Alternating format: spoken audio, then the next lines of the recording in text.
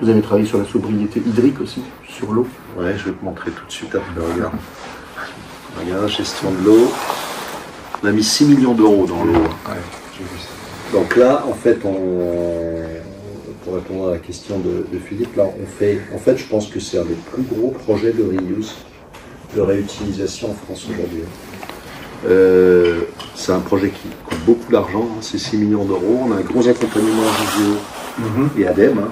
L'ADEME très très efficace, hein, l'ADEME très accompagné par l'ADEME. Donc en fait, on a fait cet investissement parce que c'était la seule façon. En fait, l'État nous a dit, et c'est pas une critique, et je pense que c'est très vertueux, toute l'industrie est d'accord avec ça, c'est de dire vous pouvez faire les investissements que vous voulez, sur réserve qu'il y ait du foncier, etc. Mais ça, c'est un autre sujet. Vous pouvez faire tous les investissements que vous voulez, mais vous êtes à ISO consommation d'eau. Donc on a pris cette contrainte, et en fait, on a investi dans du reuse pour baisser le rendement d'extraction de l'ordre de 25%, réutiliser l'eau pour notamment le nettoyage d'utilité et économiser à peu près 80 000 m3 d'eau par an. Ce qui va nous permettre demain d'être ISO consommation d'eau, mais avec un investissement capacitaire. Et donc ça on démarre septembre 2024. Donc on fera certainement une inauguration. Et ça va nous permettre. Alors il y a une technologie d'osmose inverse. Ça va nous permettre nous permet vraiment de préparer l'avenir. Et ça, vous voyez dans les trois piliers que vous évoquez tout à l'heure, comme je fais sur l'université et de bon, ça c'est un truc normalement, quand vous ferez communiquer là-dessus, pour vraiment le valoriser. Moi, je vais bien dire aussi. Avec plaisir, oui. C'est vraiment des sujets qui vont être cruciaux dans les années à venir. Le problème des règlements climatiques, une ressource en eau en Bretagne qui est pas évidente. Tous les industriels à qui on parle de notre projet, quand on nous en parle, on dit quand ça démarre, on voudrait bien voir. Et là vraiment, moi je suis sûr qu'il y a un intérêt. Je vais vous dire mieux, instrumentalisez-moi pour qu'on fasse un peu de comment on le fera. Septembre prochain, on va faire une grosse opération de communication. Le décret est sorti de réutilisation de cuisson. Il est sorti là? Il est sorti. Où il était. C'était incessant. Je l'attends. Il est encore à la signature. Non, il n'est pas sorti. Ah, parce qu'il y a des.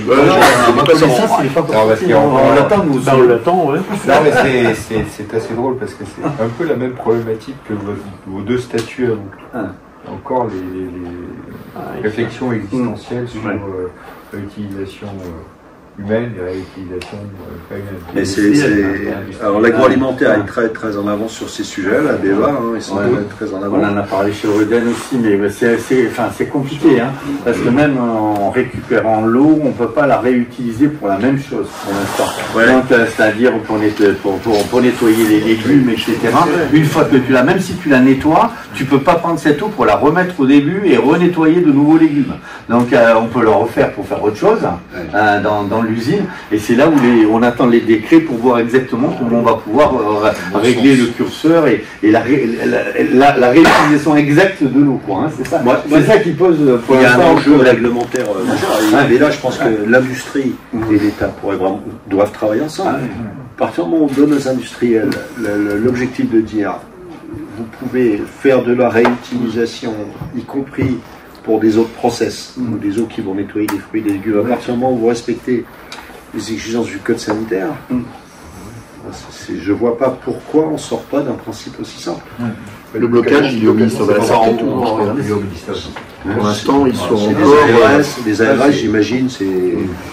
Localement, c'est le cas, même dans les programmes de France Expérimentation, il y a des projets, il y en a en Bretagne sur le sujet avec l'industrie agroalimentaire, mais on bloque même dans ce programme-là sur le certificat d'école. 2,5 millions de mètres cubes, l'agroalimentaire bretonne. Économie de 2,5 millions, c'est énorme. Avec Ecodo, oui, on l'a vu, dès qu'une industrie se met en dynamique de recherche de sobriété, c'est 15% d'économie d'eau, c'est 1 million de mètres cubes pour être économisé maintenant sur la Bretagne entière. Donc on est dans Ecodo 4. Oui, c'est Ecodo 4.